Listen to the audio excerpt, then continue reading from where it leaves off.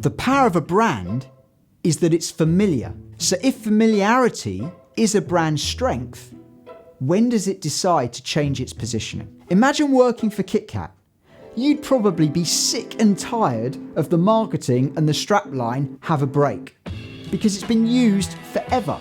But as a customer, you're probably not bored. While the marketers themselves might be really bored and be desperate for a change, as customers, if they did start to change the strapline and reposition the brand, we might just get confused. And they really don't need to. The reason is for a brand to be successful, it has to be culturally relevant.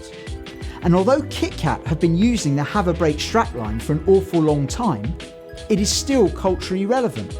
We still today will go and get a cup of tea or coffee and have a morning or afternoon break with a bit of chocolate or another type of snack. And therefore it remains in tune with what we do in our lives. This is easy to understand if we contrast Kit Kat's positioning with a brand like Gillette. Our understanding of manhood and what it means to be a man has dramatically changed in society over the last 30 years.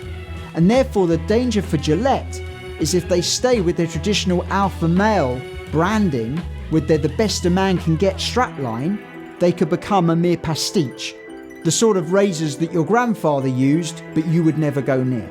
And that is why Gillette are having to be bold and reposition themselves to stay culturally relevant, to be associated with the way we think about manhood in the 2000s and not the way we did in the 1980s. The power of a brand is that it's known and trusted by its customers, and therefore you should never change a brand and its positioning unless you really have to.